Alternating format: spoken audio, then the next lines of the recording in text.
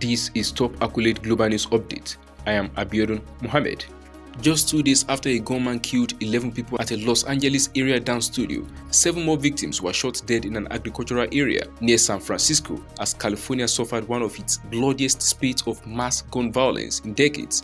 Authorities said they had not identified the motive for either of the rampages, which seemed especially baffling, in part because the suspects in each were men of retirement age, much older than is typical for perpetrators of deadly mass shootings that have become numbingly routine in the United States. California Governor Gavin Newsom said he was visiting wounded survivors from Saturday night massacre in a Los Angeles suburb of Monterey Park when he was informed of Monday's killings in Northern California. Otherwise, the back-to-back shootings appeared to have little in common. The latest spasm of gun carnage struck the coastal town of Half Moon Bay, about 30 miles south of San Francisco, where a gunman opened fire on groups of farm workers at 2 locations, leaving a total of 7 dead and 1 badly wounded, then fled. The accused gunman, identified as Chun Li Zhao, 67, was arrested a short time later after he was found sitting in his vehicle, parked outside the sheriff's station, where authorities said they believe he had come to turn himself in. A semi-automatic handgun was found in his car, San Mateo County Sheriff Christina Corpus told an evening news conference.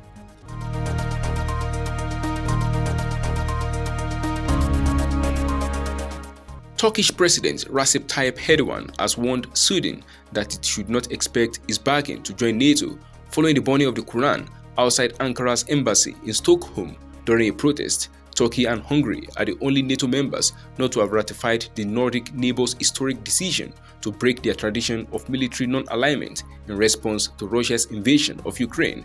Hungarian Prime Minister Viktor Orban has promised that his parliament would approve the 2 bids next month, but Erdogan has dug in his heels, heading into a close election in which he is trying to energize his nationalist electoral base.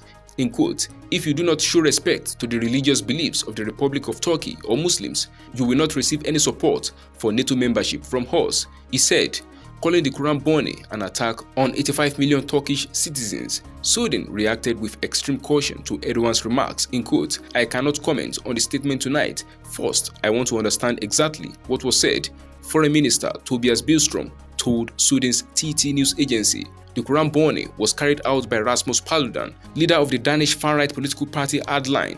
Paludan, who also has Swedish citizenship, has held a number of demonstrations in the past where he has burned the Quran.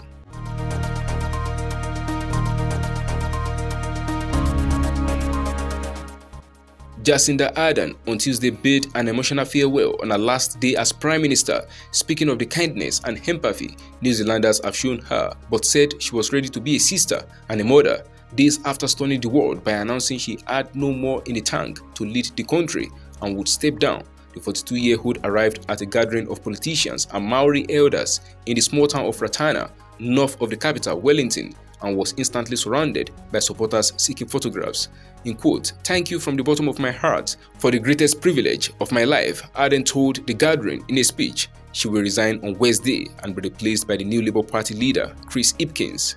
Ardern, along with Hipkins and opposition politicians, were making an annual visit to Ratana, where a week-long celebration is held for the birth of Maori prophet Tahu Putiki Wiremu Ratana. Wearing a black dress with her shoulders covered in a traditional Maori cloak called Karawai, she led members of her party onto the community grounds as a brass band played. The speeches and accompanying songs and dances that followed saw elders speak with humor and warmth about Ardern. The left-leaning global icon gained attention for bringing a baby to a United Nations meeting and wearing a hijab after a massacre targeting Muslims, although she became a target for hate and online abuse by right-wing extremists on social media. She said she was leaving the job with love in her heart.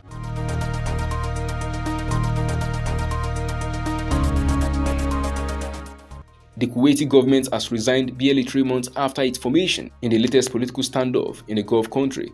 Prime Minister Sheikh Ahmed Nawaf Al-Sabah submitted the resignation of his cabinet to the country's Crown Prince on Monday, state news agency Kuna reported. Crown Prince Sheikh Mesha Al-Hamad Al-Sabah, who has taken over most of the emir's duties last year, named Sheikh Ahmed as premier and called early legislative polls after dissolving the previous parliament to end feuding that impeded fiscal reforms. Tensions recently resurfaced between Kuwait's elected parliament and the government, sworn in last October, as lawmakers pressed for a debt relief bill, under which the state would buy Kuwaiti citizens' personal loans and sought to question 2 ministers. The Prime Minister submitted the government's resignation to the Crown Prince as a result of what has become of the relationship between the executive and legislative authorities, Kuna reported, citing a cabinet statement.